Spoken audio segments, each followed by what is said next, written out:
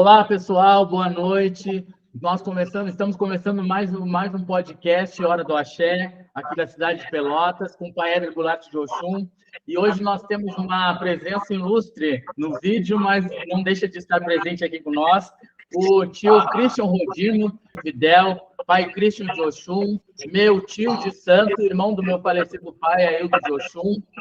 Boa noite para todos do Brasil lá. Sou de Montevideo, Uruguai, filho do pai João Carlos. Parabéns, meu sobrinho, pelo programa. Muito obrigado por o convite. É um prazer para nós, meu tio, é um prazer. Hoje eu estou um pouco nervoso, porque é uma honra estar com uma pessoa que foi irmão do meu pai. Obrigado. Então, meu tio, vamos começar assim. Como foi o seu início religioso? Como foi o seu primeiro contato religioso? Como que foi para dar início na sua religiosidade? E ser também Babalorixá? Como foi? Conta o início para nós, meu tio. Bom, eu fui criado na igreja católica, no colégio católico, né? Onde meus pais não tinham visto nunca a religião da matriz africana. Na época que eu iniciei, minha mãe falava de macumba, não falava da religião. Mas eu tive um problema de saúde nos pés, eu tinha o pé chato, viu, para pisar, e estava pronto para ir na cirurgia. Aí uma tia minha me levou a um pessoal lá na Argentina para me dar um serviço, dar uma ajuda, dar uma força.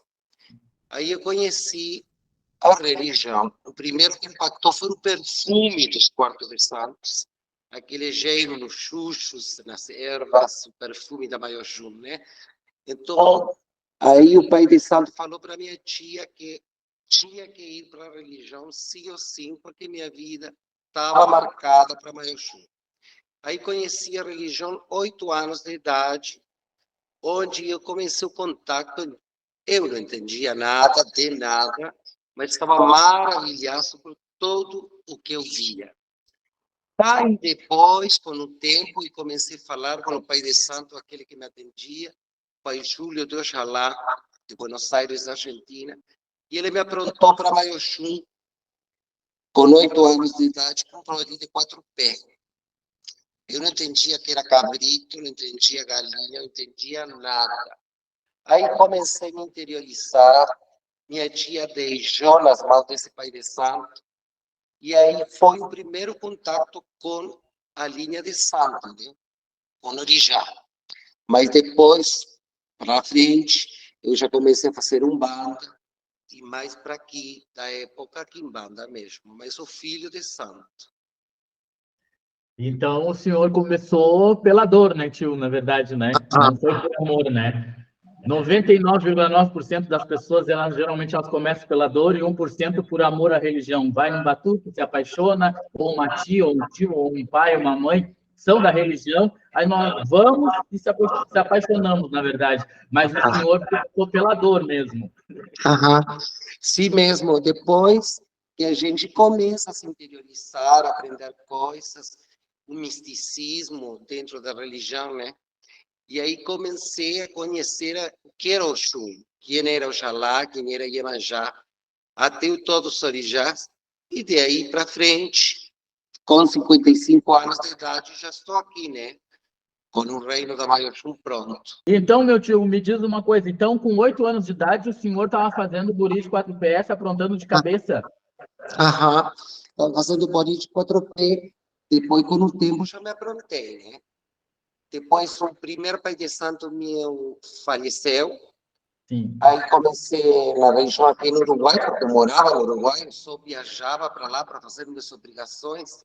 O pai de santo, na época, viajava para Montevideo e era o contato que a gente tinha. Sim. Depois, com o tempo, eu comecei a investigar a religião e sempre foi muito estudioso. Então, já comecei com antropólogos a conhecer. Para mim, tudo tinha que ser comprovado, mas a comprovação de minha fé. Aí, por a condição da gente, naquela época, nos anos 70, 80, aí a gente se apegou mais à religião, não? Abraçou mais a religião. E foi aquele sostém que eu tive para ser o homem que sou hoje, né? Depois, com o tempo, conheci o pai João Carlos, por causa de uma irmã minha. Aí o pai João Carlos veio para Montevidéu, jogou os buços para mim, e eu fiquei impactado por toda a doçura dele, por a calma dele que tinha para falar, para explicar as coisas. Em 30 dias, arrumei minha obrigação para ir para Pelotas. Então, olha que eu vou te contar. Eu levei, naquela época, não tinha muito meio de transporte, nem condições para a gente viajar seguido, né? Então, todo foi pelo telefone, eu preciso tal coisa, pai, que eu preciso, que eu faço. Chega a hora de me ir embora para o Brasil, e eu levava meus orijás assim, como se fosse aquela coisa mais preciada para mim. Eu chego já em Pelotas, e o pai, João Carlos, me disse, eu tenho que trocar todos os sotaques. Imagina, né? Eu tenho que trocar sua festa, né? Eu tenho que trocar sua passagem de perna. Imagina, eu não conhecia o português. Um monte de pessoas que eu não estava acostumado naquele salão imenso. Mas a doçura de meu pai de santo, pai João Carlos, mas seu pai, meu irmão Ailton, e outra irmã muito querida que eu tenho, a Magdalena, foram os que abraçaram e me deram aquele sossego para fazer as coisas direitinho. Aí foi quando eu viajei e a Oxum se tornou brasileira, né? Mas que legal isso, né, pai? E me diz uma coisa, pai. No início, assim que o senhor se deparou com o voo aí na sua cidade, Montevidéu, aí, foi tranquilo. Mas quando chegou na cidade de Pelotas, o senhor teve esse baque que tinha que arrumar a sua passagem, tinha que trocar os omutás também, ou só alguns que trocou, tio? Se eu entendi. Quando eu chegar em Pelotas, eu cheguei uns dias antes da obrigação. Sim. Quando a gente o que faz primeiro, entrar no salão, bater cabeça, né, para os orijás. Eu deixei meus orijás no quarto de santo e eu falei para o pai, quando vai jogar para mim, né?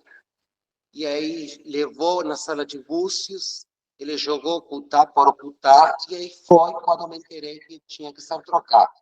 Trocava a resta minha, trocava a Regina, trocava todos os cutás, todos os meus ajustes, todo limpinho pela mão dele.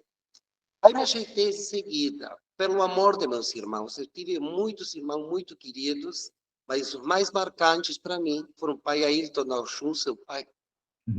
Eu atesoro aqui nas lembranças com ele, né? Na vida mesma e na vida religiosa.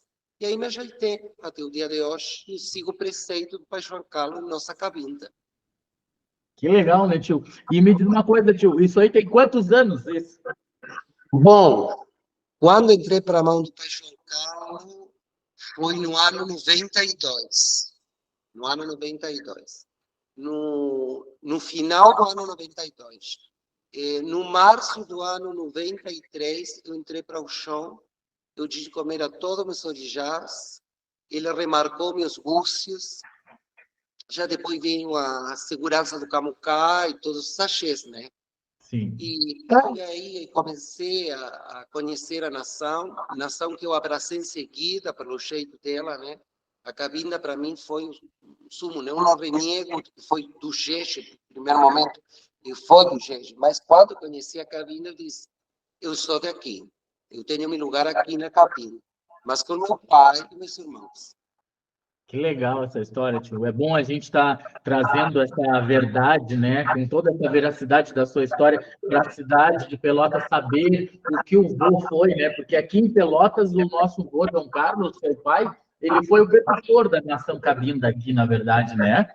Dizem que existiu outras pessoas, o falecido pai Guaraci da Oxum, ele foi filho de cabinda do pai Hélio de Xangô, da cidade de Porto Alegre, Viamão, mas quando o vô entrou aqui, já existiam alguns, mas a cabinda em si que predominou foi a cabinda do nosso vô João Carlos, que é o seu pai. E dele saiu várias pessoas, saiu milhões de pessoas, saiu o senhor, saiu o meu pai, saiu o Sandro do Bará, saiu o Luiz da Oxum, e eles outros mais, né, tio? Sim. imagina que quando eu cheguei lá em Pelotas, a gente não estava acostumada a ver aquele monte de pessoas, né? No primeiro batuque, já no Ebó, já tinha quase 200 pessoas. Eu não estou exagerando, não. Eu me surpreendi até o coração ficou apertado, né? Porque eu não estava acostumado, não falava português, como eu te disse. Eu não sabia o que tinha que fazer, que vinha aquele alá em cima meu, o serviço de clareza para o Júnior Majajalá, a apresentação dos cabritos, 3 tambores, o meu irmão Eduardo Acosta, do Xundocó, que tocou meu ebó, e aí foi seu pai e a Magdalena que tomaram minhas mãos, porque eu, né, tremia de nervos. E aí eu posso acreditar que o Pai João Carlos aprontou um monte de gente. Eu vi com meus próprios olhos. E aí custou me ajeitar, porque, como eu te disse, né, eu não falava português muito bem, agora intento falar português. E aí foi uma família que me abraçou religiosa, realmente, muito contente de ir para Pelotas. Eu poderia haver ido para Porto Alegre, mas ao Oxum, eu acho que me mandou com o Xalatanabi na hora certa. E foi bem complicado, então, né, tio? Imagina a gente chegar num país diferente, que nós não falamos a língua de ninguém, não conhecemos ninguém, e do Claro. nada vir trazer os orixás e fazer a obrigação ainda de varar o Xalá, e estar no meio de um monte de gente que a gente não entende nada que falam pra gente. Mesmo, né? Foi aquele jeito que eu tive que estar espiritualmente, mas o pai era tão doce, tão compreensivo, falava com tanta paz que não deu para virar as coisas, não. Eu em seguida me ajeitei e tive uma família religiosa muito boa. Alguns já foram embora, não? Que o Orum tinha recebido, mas eu tenho lembranças maravilhosas, eu atesoro. Mas a gente, quando conta para meus filhos, as anedotas que eu tive com teu pai, com a Madalena, com a Cló, com o Sandro, Marcelinho, entre outros, né? A gente se emociona e eu não posso deixar de cair na lágrima falando do meu pai.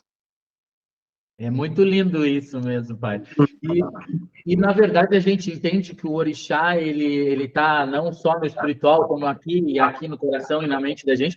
Então, a pureza de orixá é tão claramente que ele trouxe de um país para o outro, e o senhor com medo, tenso, talvez, né?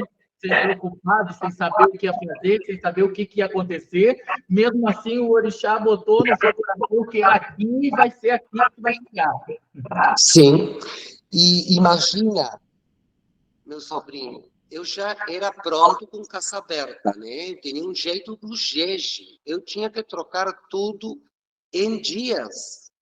Eu tinha que aprender para depois transmitir a meus filhos. Desde a vestimenta, desde o jeito que tinha no Brasil para fazer a religião, que eu te disse, eu fiquei maravilhado. Predominava o branco naquela época, não existia muita cor. Eu tinha que vir a transmitir a meu povo, e tive que me enfrentar ao meu povo e dizer assim: eu tomei esta decisão, eu vou seguir por aqui, eu vou seguir a cabinda. O jeito é esse aqui, o preceito é assim. Que ele me queira acompanhar, pode tomar minha mão, mas se não, está livre de ir embora. Naquela época, todos os meus filhos, todos meus filhos me acompanharam. Depois o pai João Carlos viajou para Montevideo, ele apresentou a casa, trouxe os orixás, que veio o pai Eduardo com Xundocó para tocar os tambores. Ele entrou nos orixás, tocou o batuque, e aí começaram a vir todos os meus irmãos. E aí a gente já coordenou aquela coisa até o dia de hoje, né? Que legal. Ô tio, me diz uma coisa, e quantos anos o senhor já tinha a casa aberta para depois fazer essa troca, assim? Quantos anos já tinha já? Bom, eu acho que eu abri casa no ano 89. Eu entrei para a mão do pai João Carlos no ano 92. Ou seja, que já tinha 3, 4 anos de casa aberta, né? Pô, Sim. já é bastante tempo já, né, tio, com casa aberta, né? Numa época que para você ter um agente tinha que esperar o tempo preciso. Não era acelerar as coisas por troca de dinheiro, nem porque você pedira para o Pai de Santo, sino que o Orixá pedia e o Pai de Santo aceitar, mas o Orixá do Pai de Santo dizia amém. Foi todo o tempo esperado, marcante para as pessoas, sabe? Naquela época também a gente vivia de outra maneira as coisas. A gente dizia, o Christian tem que sentar a Mãe Oxum. A gente pensava primeiro, não era que sim, vai para o João porque eu quero ter meus agés, né? O Christian, já é tempo de ter seus filhos, ter sua casa, era meu sonho, mas a gente era insegura, porque tinha aquela responsabilidade da época. Eu acho que a época de hoje é melhor nem é pior que a outra. Trocaram as coisas, né? Trocou a gente, trocou a postura dos rostos na frente dos orixás. Eu sou da época que a gente baixava a cabeça quando recebia a benção dos orixás, sabe? Que os orixás chegavam na hora de chegar, mas não aquele tumulto de orixá que todo mundo ocupava, né? A gente não precisava se ocupar todo mundo para fazer um batuque. Então, cada coisa no seu tempo. E o pai João Carlos me ensinou a esperar a maduração espiritual para ter cada coisa em seu momento, seu tempo, sabe? Então, hoje é a primeira entrevista que eu dou para uma pessoa. Eu dou com carinho, em memória de meu pai, em memória de seu pai, pai Aelton, porque eu acho que a família é o mais preciado que eu encontrei, minha família religiosa, sabe? Eu valorizo muito essa coisa aí. Então, os sábados todos, vocês, minha família religiosa, recebem um mensagem meu para ter aquele contato de abraço, de estar perto, de dizer, estou aqui, meu sobrinho, como você também disse, estou aqui, meu tio. Que é a essência da religião, eu acho, memória de nossos superiores, né? De nossos ancestrais. A nossa religião ela é linda, maravilhosa, e essa hierarquia que a gente respeita e vem passando de pai para filho pela oralidade, ela é divina, né, tio? Que hoje, infelizmente, está meio banalizado, né? Hoje o respeito já não está existindo mais, nem a veracidade do orixá em si, porque antigamente o orixá dizia a casa que cai, o filho se aprontava e ia até o final da vida do pai de santo, né? Hoje, simplesmente, mesmo que o orixá diga no búzio, que é para ficar na casa, o filho diz que não quer, e Deus sai daí e ficam, né, rolando, né? Não é mais diferente, né? Bom, eu acho que a gente hoje tem mais liberdade de falar o que pensa. Antigamente, o respeito pelo Pai de Santo era a primeira coisa, né? Se o Pai de Santo via perto e chamava a atenção do Senhor, a gente só baixava a cabeça, pensava e depois falava de volta com o Pai de Santo guia. Hoje a gente tem aquela liberdade de dizer, eu não te aguento, então saio de sua casa, eu saio das mãos dos orixás.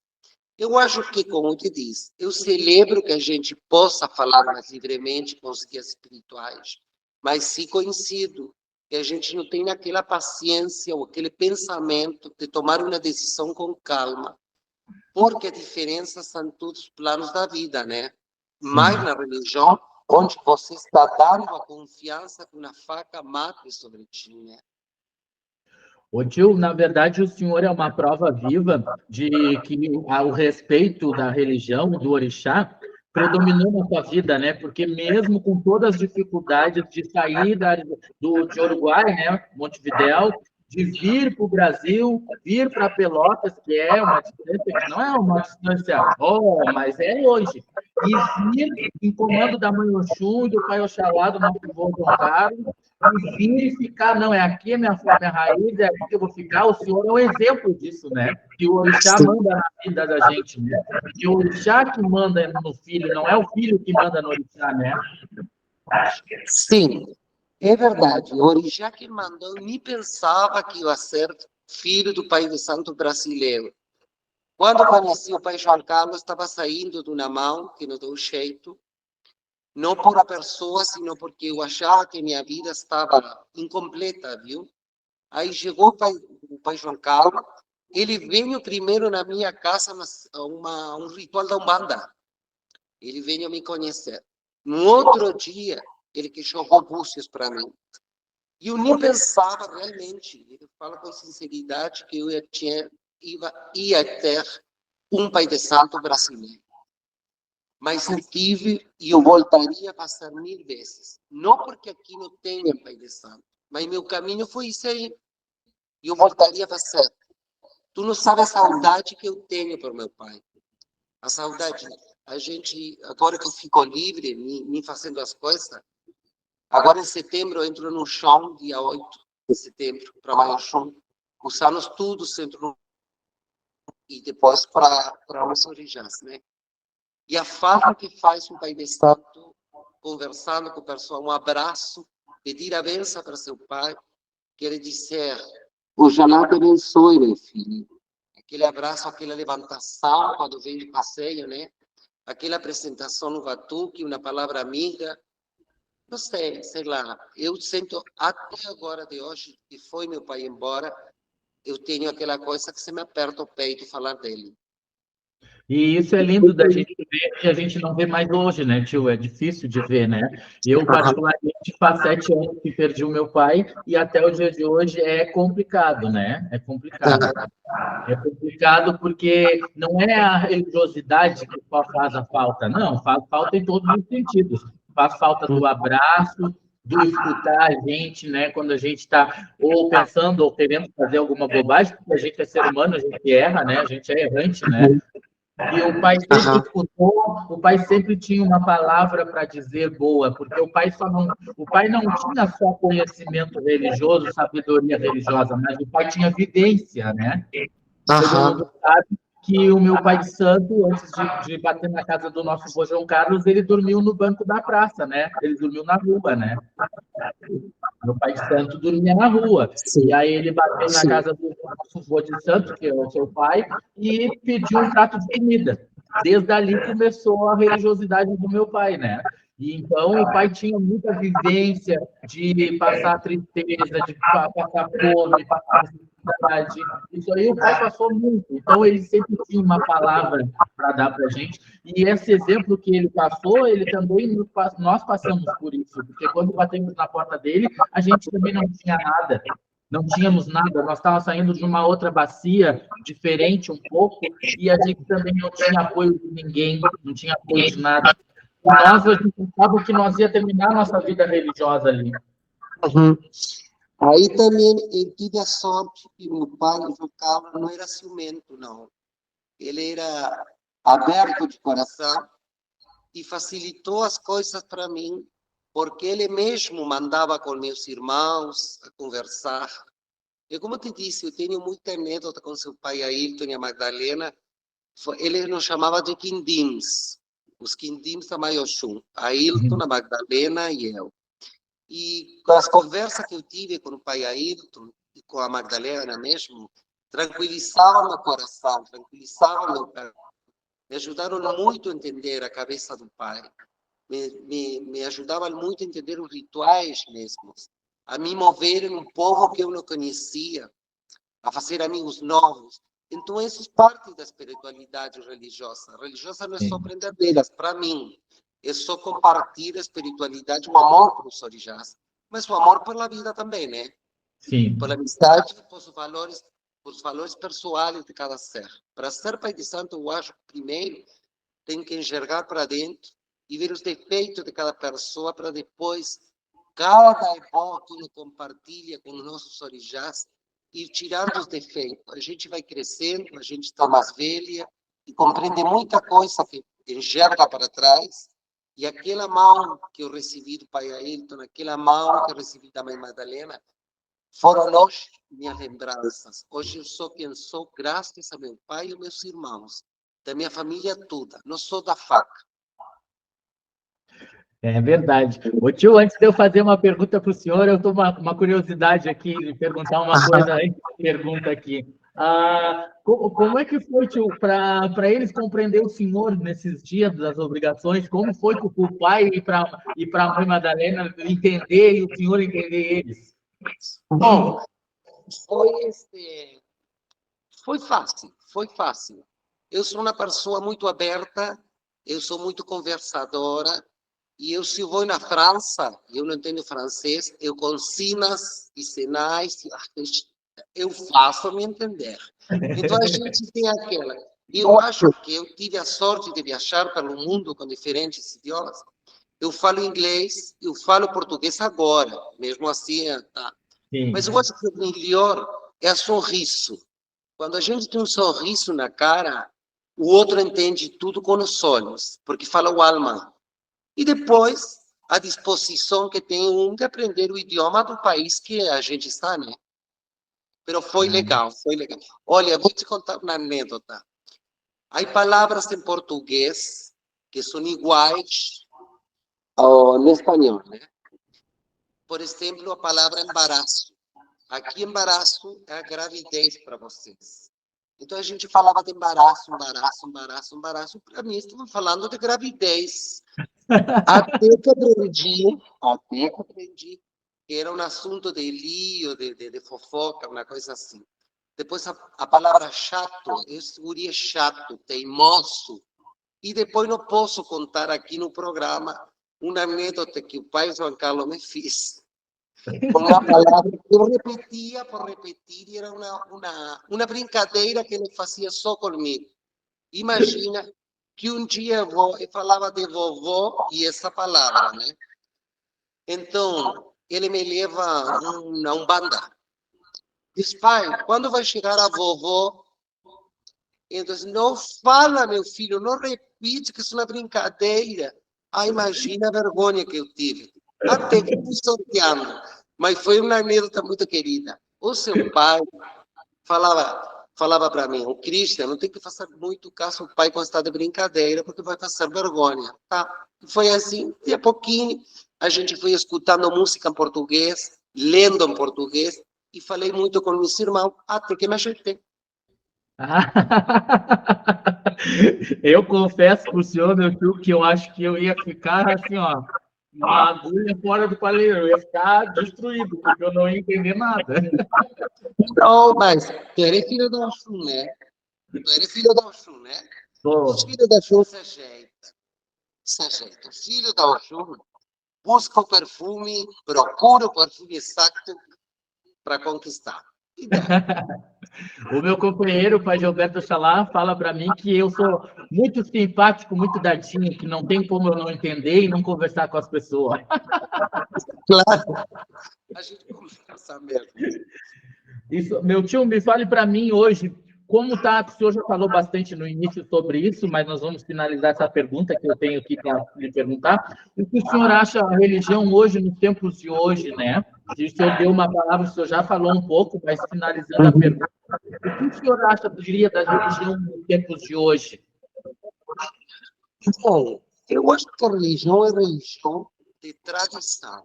Eu acho que a tradição não pode evoluir. Evoluem os seres humanos. Uma tradição fica como folclórica, né? Com os preceitos e dogmas antigos da matriz. O pessoal, gente nova, gente velha, até, troca quem quiser. E a gente tem o poder de decidir quem acompanha e quem não. Na pergunta que você me fez, eu acho bem. Mas, quando eu não gosto de algo, fico na minha casa, ou contigo, que é minha família. Eu acho que te contestei. É verdade. E o que o senhor diria hoje, tio, para os jovens que estão entrando para a religião? Que conselho o senhor daria para eles hoje, assim? Bom, eu acho que aqui não falaria de jovens ou velhos, de todo o pessoal que quer entrar para a religião. Primeiro, descobrir qual é o orixá de cada um. Primeiro, conhecer nosso orixá, mas não conhecer que o Oxum é de amarelo e o número 48, não. Conhecer como dá no peito o orixá, como o orixá se mostra na vida da pessoa. Depois a gente conhecer isso, aí vai se cruzar para a religião, vai se entregar para a religião. O único conselho que posso dar, pela minha experiência e por lâmina de meus irmãos, só isso aí. Trocou, trocou. Muita coisa troca. E a religião com uma misturança de quimbanda, mesmo que agora é mais popular, quimbanda que em meus anos, a gente até pratica mais quimbanda que batuque, né? Pelo menos aqui em Montevideo. Praticam batuque, muito bons batuque, muito bom para de santo aqui. Mas o conselho para a pessoa que quer entrar na religião é uma entrega para a vida toda, né? Não é deixar amanhã como uma garrafa de vinho que a gente tomou e deixou a garrafa vazia. Eu acho que entreguei minha vida para a religião. Dos 8 anos, eu tenho 55 anos e eu estou aqui parado, né? Na religião. Ah, muito legal. Ô, Isso aí. tio, me diz uma coisa. Vou fazer mais uma perguntinha e depois nós vamos dar um tempinho para os apoiadores, para nós, né? Dar uma descansadinha e já voltamos. Mas primeiro eu vou fazer mais uma perguntinha antes de nós dar o lugar para eles.